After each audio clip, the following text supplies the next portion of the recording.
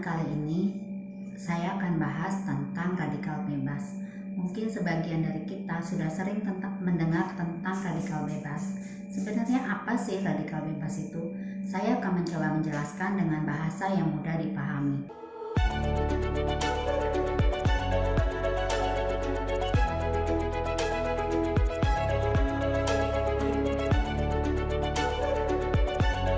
Radikal bebas itu seperti atom yang dikelilingi oleh elektron. Kemudian ada elektron yang mengelilingi atom ini hilang, sehingga dia harus mencari atom lainnya untuk melengkapi yang hilang ini. Itu bahasa gampangnya ya.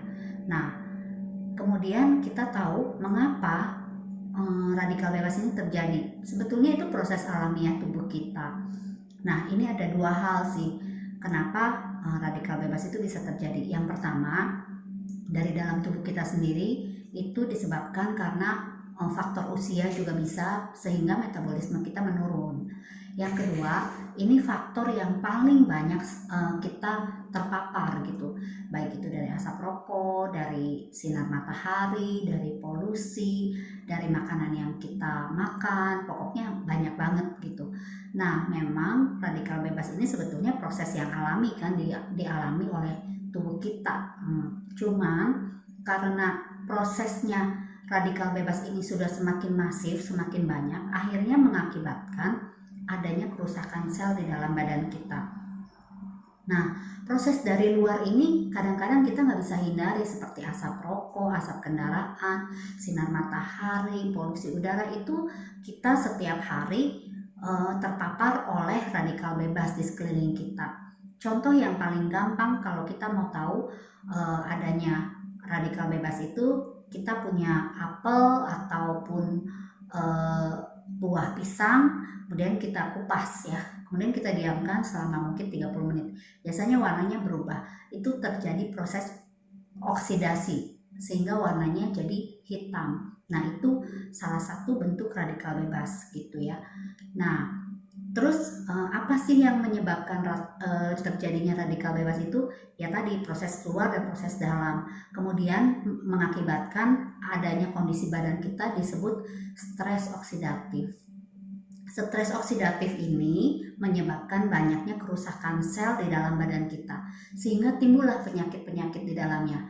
Contohnya penyakit jantung, diabetes, kanker, autoimun, kerusakan saraf, adanya plak di dalam darah kita, macam-macam banget, pokoknya banyak banget penyakit-penyakit yang ditimbulkan akibat dari radikal bebas itu.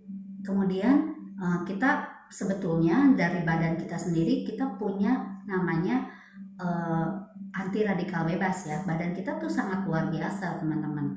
Dia sebetulnya bisa merecover gitu ya, menyembuhkan sendiri gitu radikal-radikal yang masuk. Tetapi masalahnya, apakah badan kita itu cukup untuk melawan paparan radikal bebas yang banyak di sekeliling kita?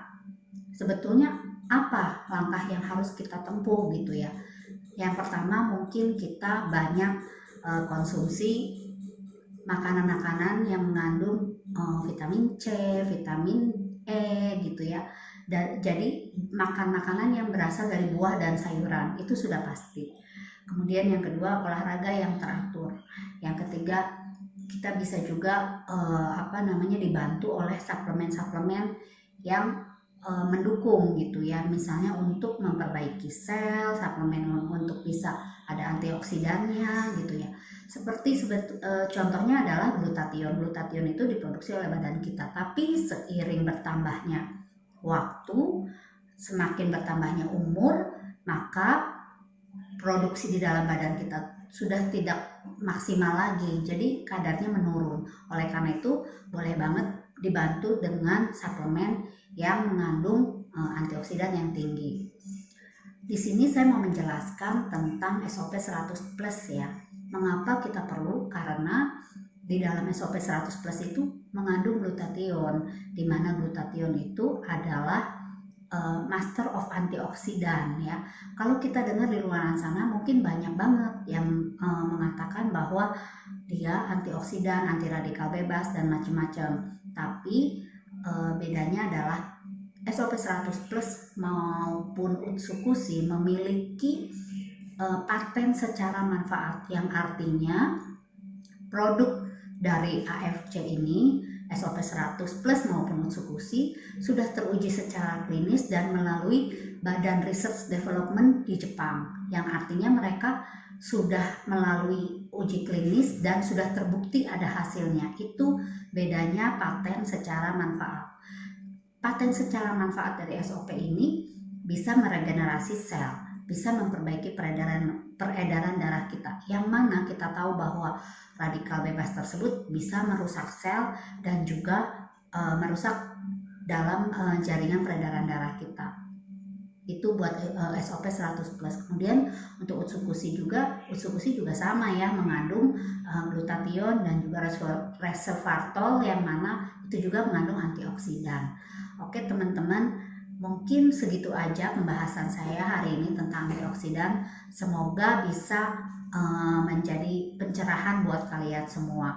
Mengapa sih kita perlu banget konsumsi antioksidan selain makan sayur dan buah yang teratur? Karena yaitu tadi, kita kadang-kadang asupannya sayur buahnya mungkin tidak seimbang dengan paparan radikal yang ada di sekitar kita, sehingga kita perlu banget suplemen-suplemen yang mendukung dan sudah teruji secara klinis di bidang medis.